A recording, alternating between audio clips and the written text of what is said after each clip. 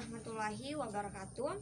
Perkenalkan, nama saya Miranda, NIM 1994040025. Assalamualaikum warahmatullahi wabarakatuh. Perkenalkan, saya Eva dengan NIM 1994040015. Assalamualaikum warahmatullahi wabarakatuh. Saya Sam Ramadan dengan NIM 1994342006. Assalamualaikum warahmatullahi wabarakatuh. Perkenalkan, nama saya Suci Amalia, NIM 1994042016 dari kelompok. Ya, baik. Halo adik-adik semua atau teman-teman sekalian. Jadi sebelum kita membahas lebih jauh terkait materi-materi yang akan dijelaskan oleh pemateri-pemateri pada hari ini, saya akan memberitahukan bahwa kelompok 1 itu terdiri dari 6 orang, di mana ke-6 orang ini akan membawakan materi-materi yang berbeda sesuai dengan silabus kurikulum satuan pendidikan atau KTSP yang sudah kami susun sebelumnya. Jadi sebelumnya itu kami sudah menyusun KTSP atau kurikulum 2006 untuk satuan pendidikan sekolah menengah atas kelas 10 mata pelajaran ekonomi. Jadi dari silabus tersebut itulah yang akan kami bawakan pada hari ini. Oke, langsung saja. Di sini teman-teman bisa lihat atau adik-adik bisa lihat pada papan di atas bahwa ada kompetensi inti pada silabus yang sudah kami susun. Jadi kompetensi inti 1 yaitu menjalankan dan mengamalkan ajaran agama yang dianutnya. Itu kompetensi inti pertama yang ada pada silabus yang kami susun. Nah, di dalam kompetensi inti ini kemudian ada terbagi lagi beberapa kompetensi dasar. Jadi untuk hari ini saya sendiri akan membawakan kompetensi dasar 1.1. Adik-adik bisa lihat pada papan tulis di atas bahwa untuk kompetensi dasar 1.1 itu adalah memanfaatkan sumber daya yang ada sesuai dengan kebutuhan dan tetap berlandaskan pada syariat agama. Jadi itu adalah kompetensi dasar 1.1 yang akan kita pelajari atau yang akan saya bawakan sendiri. Jadi kita hari ini lebih banyak membahas tentang sumber daya. Nah, menurut saya sendiri bahwa sumber daya ini merupakan hal utama yang harus kita ketahui untuk melanjut ke materi-materi selanjutnya yang akan dibawakan oleh pemateri-pemateri lain. Jadi kita harus tahu dulu tentang sumber daya itu sendiri. Nah, kemudian di kompetensi dasar 1.1 ini yaitu mengenai sumber daya, kemudian terbagi lagi standar materi atau indikator yang akan saya jelaskan kepada adik-adik terkait sumber daya. Yaitu adik-adik bisa lihat di sini ada tiga. Yang pertama itu adalah mengenai pengertian, yang kedua mengenai jenis-jenis atau macam-macam, dan yang ketiga mengenai pemanfaatan. Jadi semua ini terkait dengan sumber daya, mulai dari pengertian sumber daya, jenis-jenis sumber daya, dan bagaimana memanfaatkan sumber daya dengan baik dan benar. Oke, langsung saja untuk mengefisienkan waktu. Di sini saya akan langsung membawakan materi terkait dengan sumber daya. Jadi sebelumnya sebagai pengantar kita tahu bahwa Indonesia itu sangat kaya akan sumber daya. Tetapi yang menjadi problematika sekarang itu adalah bagaimana memanfaatkan sumber daya itu dengan baik dan benar. Karena apalah daya sumber daya ketika tidak dimanfaatkan dengan baik dan benar, itu sama saja kosong kan, tidak ada yang bisa diolah dan tidak ada yang bisa kita lihat, seperti itu. Jadi di sini juga saya akan banyak membahas tentang bagaimana pemanfaatan sumber daya itu sendiri. Tapi sebelum melangkah jauh ke situ, yang pertama yang harus kita bahas adalah mengenai pengertian sumber daya itu sendiri. Kalau sumber daya itu kalau saya bilang adalah suatu nilai atau potensi yang dimiliki oleh suatu materi yang ada dalam kehidupan. Itu secara umum pengertian sumber daya atau secara sederhana yang bisa adik-adik pahami. Jadi yang perlu adik-adik ingat untuk pengertian sumber daya itu ada 4 intinya. Bisa lihat pada papan ada 4 intinya. Yang pertama itu adalah mengenai adanya nilai, yang kedua itu adalah adanya potensi, dan yang ketiga itu adalah dari suatu materi, dan yang terakhir itu adalah dalam aspek kehidupan. Jadi sumber daya itu dia lebih akrab terhadap atau sarinya itu ada 4, ada nilainya, ada potensinya dari suatu materi dalam kehidupan. Itu yang namanya sumber daya. Bisa lihat pada papan tulis di atas bahwa untuk sumber daya alam berdasarkan sumbernya itu ada 2, yaitu sumber daya alam hayati dan non hayati. Nah, yang bagaimana dikatakan dengan sumber daya alam hayati dan sumber daya alam non hayati? Jadi sumber daya alam hayati ini dia berasal dari makhluk hidup, yaitu hewan dan tumbuhan. Nah, sebutannya lain lagi ketika sumber daya itu berasal dari hewan dan berasal dari tumbuhan. Nah, kalau dia berasal dari hewan itu namanya sumber daya alam hayati. Sedangkan kalau dia berasal dari tumbuhan itu namanya sumber daya nabati. Seperti itu. Untuk sumber daya alam hayati, artinya dia berasal dari makhluk hidup, hewan maupun tumbuhan. Nah, kemudian kalau sumber daya alam non hayati itu seperti apa? Jadi sarinya atau intinya untuk sumber daya alam non hayati bisa dilihat pada papan, dia berasal dari benda-benda mati. Benda-benda mati yang dimaksud di sini seperti apa? Seperti tanah, air, udara, sinar matahari, itu adalah sumber daya alam non hayati. Seperti itu mungkin untuk sumber daya berdasarkan sumbernya, yaitu ada sumber daya alam hayati dan sumber daya alam non hayati. Seperti itu. Kemudian kita lanjut ke sumber daya alam berdasarkan sifatnya. Jadi kalau berdasarkan sifatnya ini ada 2 juga. Sumber daya alam yang dapat diperbaharui dan sumber daya alam yang tidak dapat diperbaharui. Ini sering kita dengar dan sangat mudah sebenarnya untuk dibedakan. Jadi kalau sumber daya alam yang dapat diperbaharui itu adalah sumber daya alam yang tidak pernah habis. Kalau sumber daya alam yang tidak dapat diperbaharui itu sumber daya alam yang sifatnya terbatas, karena proses pembentukan jangka waktu proses pembentukannya itu lama, makanya dia terbatas. Itu sebenarnya perbedaan antara sumber daya alam yang dapat diperbaharui dan sumber daya alam yang tidak dapat diperbaharui. Contohnya seperti apa? Contoh dari sumber daya alam yang dapat diperbaharui atau yang tidak pernah habis, kayak udara itu tidak akan pernah habis. Kemudian tanah, seperti itu namanya sumber daya alam yang dapat diperbaharui. Kalau sumber daya alam yang tidak dapat diperbaharui atau yang sifatnya ini terbatas, itu seperti hasil-hasil tambang. Itu mungkin mengenai sumber daya alam berdasarkan sifatnya. Ya, oke, kita lanjut. Itu tadi mengenai sumber daya alam. Saya rasa adik-adik sudah akan paham terkait sumber daya alam. Selanjutnya kita bahas ke sumber daya manusia. Adik-adik bisa lihat pada papan tulis di atas bahwa selanjutnya kita akan bahas tentang sumber daya manusia. Seperti tadi yang saya katakan bahwa sumber daya manusia ini adalah saya. Adik-adik yang nonton itu adalah sumber daya manusia atau potensi dari sisi manusianya, seperti itu. Jadi tidak terlalu banyak yang harus dibahas terkait dengan sumber daya manusia sebenarnya. Nah, yang perlu digarisbawahi bahwa apalah daya sumber daya alam tanpa sumber daya manusia. Jadi ketika alam ini dia menyediakan bahan atau menyediakan potensi, kalau tidak ada sumber daya manusia yang mampu mengolahnya, itu sama saja tidak ada. Jadi sumber daya alam dan sumber daya manusia ini adalah 2 hal yang saling berkaitan. Tanpa manusia, sumber daya alam tidak akan bisa diolah, karena manusia adalah pengolahnya atau penggeraknya untuk mengolah itu. Itu sebenarnya kalau kita berbicara tentang sumber daya manusia. Tetapi yang menjadi problematika sekarang bahwa banyak kita itu kekurangan, kita tidak meragukan kuantitas dari sumber daya manusia yang dimiliki oleh Indonesia. Tapi dari segi kualitas itu masih sangat kurang. Dari segi kualitas Indonesia itu masih sangat kurang dalam sumber daya manusia atau dalam menghasilkan sumber daya manusia yang berkualitas, itu sangat kurang. Nah, ini yang perlu menjadi bahan pelajaran untuk kita semua, bagaimana agar supaya kita ini bisa menjadi orang yang berkualitas sehingga punya nilai yang lebih, seperti itu. Mungkin kalau terkait sumber daya manusia.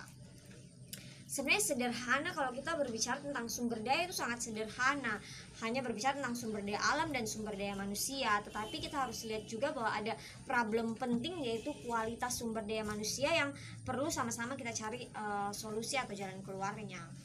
Kemudian itu tadi indikator yang kedua mengenai jenis-jenis sumber daya. Selanjutnya kita masuk ke indikator yang ketiga. Indikator yang ketiga yaitu bagaimana memanfaatkan sumber daya.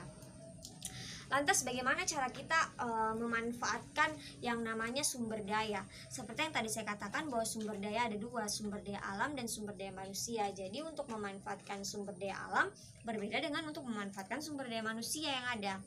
Jadi kita bahas dulu tentang sumber daya alam. Bagaimana pemanfaatan sumber daya alam? Secara umum itu ada 4 yang bisa kita lakukan untuk memanfaatkan sumber daya alam. Bisa dilihat pada papan tulis di atas bahwa yang pertama itu adalah dengan melakukan eksploitasi dengan tepat. Jadi eksploitasi ini bisa dilakukan tetapi dengan cara yang tepat. Itu salah satu bentuk pemanfaatan sumber daya alam yang arif dan bijak. Kemudian setelah itu yang kedua itu adalah melakukan penghijauan atau reboisasi. Ini juga harus kita lakukan sebagai upaya pemanfaatan sumber daya alam. Apalagi sekarang kan banyak orang-orang yang tidak bertanggung jawab, yang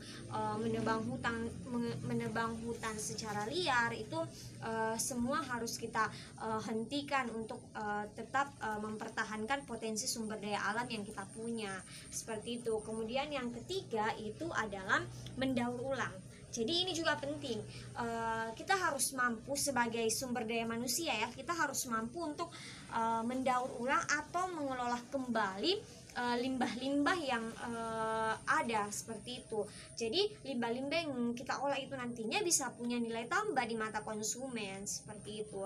Itu bentuk pemanfaatan sumber daya alam yang bijak dan bisa menghasilkan nilai ekonomis. Kemudian yang selanjutnya itu adalah harus ada harus ada peraturan atau pedoman. Jadi untuk poin yang keempat ini sangat penting, utamanya untuk pemerintah, di mana harus ada undang-undang terkait perlindungan lingkungan, terkait sumber daya alam, seperti itu. Agar manusia-manusia ini juga tidak sembarangan dalam memanfaatkan sumber daya alam itu sendiri. Itu untuk bagaimana memanfaatkan sumber daya alam dengan baik dan benar. Sebenarnya kita semua tahu itu, cuma ada beberapa orang yang perlu disadarkan untuk hal itu. Selanjutnya kita bahas tentang memanfaatkan sumber daya manusia. Nah, untuk pemanfaatan sumber daya manusia, saya sendiri ini agak bingung bagaimana sih sebenarnya cara memanfaatkan sumber daya manusia. Tetapi kalau saya garis bawahnya yang pertama itu adalah teknologi.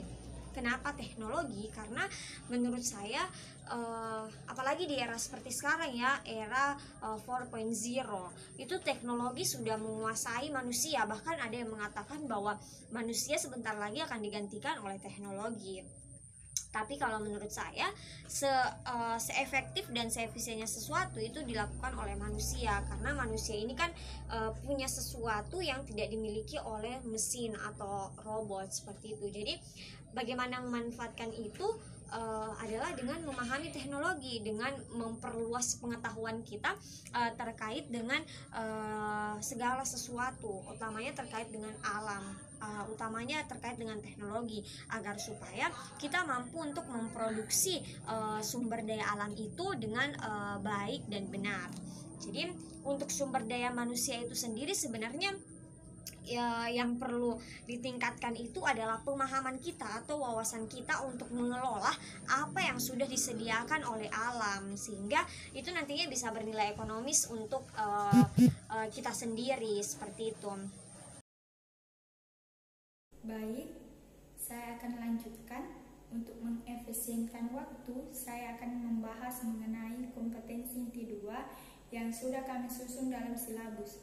Nah, adik-adik tolong perhatikan dengan baik mengenai kompetensi inti 2 ini, yaitu memiliki dan mengamalkan perilaku jujur, disiplin, bertanggung jawab, peduli, santun, responsif, dan proaktif dalam berinteraksi secara efektif dengan lingkungan sosial serta dalam menempatkan diri sebagai cerminan bangsa dan dunia internasional. Nah, dalam kompetensi ini, adik-adik atau peserta didik sekalian diharapkan mampu memiliki dan mengamalkan semua perilaku yang ada atau yang sesuai dalam kompetensi ini, baik dalam lingkungan sekolah, lingkungan masyarakat, negara, ataupun dunia internasional. Nah, lanjut kita masuk pada kompetensi dasarnya.